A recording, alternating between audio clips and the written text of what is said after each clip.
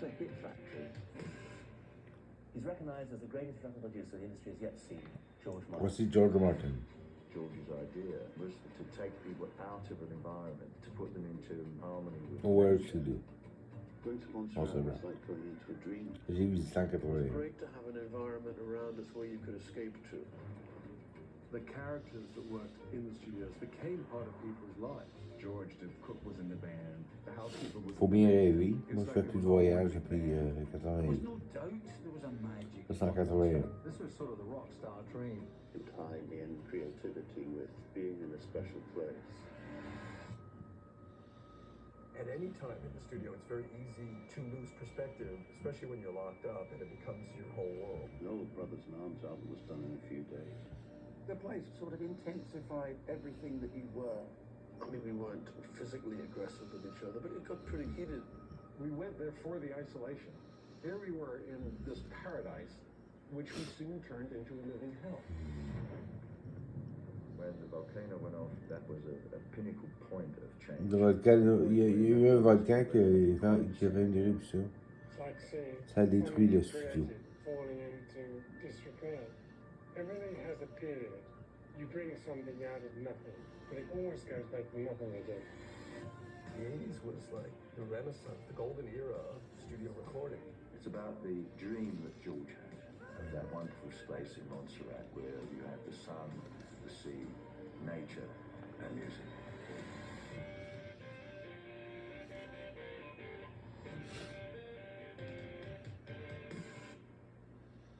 That is a trailer from the documentary Under the Volcano, and this is Factual America.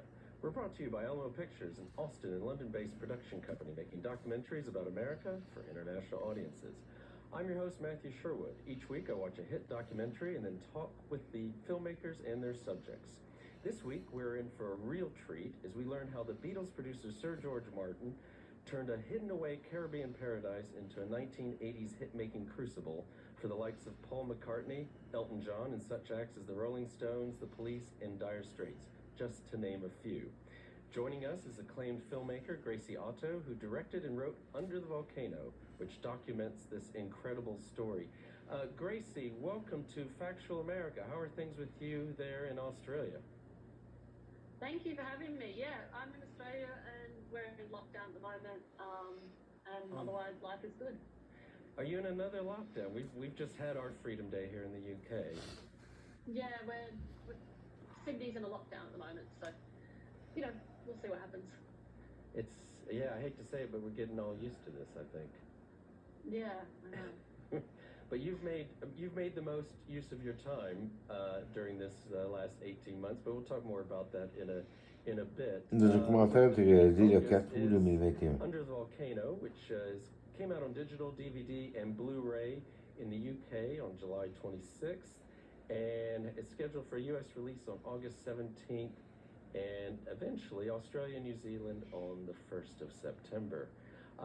Gracie, thanks again for coming on to the podcast. Thoroughly enjoyed the film. It was, for someone whose formative years are the late 70s and the 80s, this was an incredible waltz down memory lane, to say the very least, and an incredible story that I wasn't really aware of until seeing your film. So thanks again. Thanks for making the film. For our listeners and those watching on YouTube, maybe give us a synopsis. What is Under the Volcano about? Under the Volcano is a documentary about Sir George Martin's vision, which was to create a studio in the Caribbean where artists could come and be free to express their creativity and record albums. And it's a really interesting island. But yeah, you have to watch the film to see what happens. Well, exactly. I mean, I think maybe you give us an idea of the sort of the star power we're talking about. I mean, I gather. Aujourd'hui, j'ai pas cet argent-là, quoi qu'on a condo ici. Fan of 80s music, but this is just this is a Saint-Adèle. murderous row of like Des années 80s plus tard, bands, peut-être 40 ans plus tard.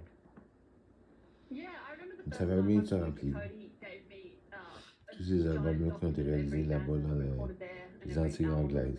Song that was made down there, and it was just overwhelming, the amount of artists that went down there. And obviously, you know, there's a lot of big superstar kind of names and bands in it as well. So it's incredible that all this music kind of came out of Montserrat in such a short time period in a way. Yeah, and it was, as you say, it was Air Studios Montserrat. It's Sir George Martin, obviously the Beatles producer. And as you say, I mean, it's not just the acts themselves, the singers, people like Paul McCartney, Elton John. I mean, they also did some of their best.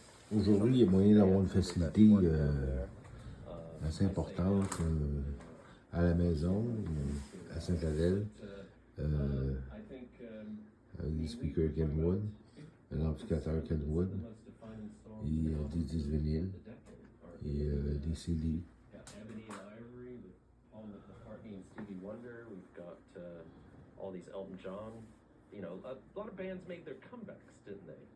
I mean, I think every band had a different kind of, you know, take on the place. Like obviously the Rolling Stones kind of went down there and that saved them as a band, and they decided to kind of continue on because Keith and Mick had kind of gone separate ways. The Police, you know, made 2 incredible albums down there and then decided they didn't want to ever make another album together. Yeah.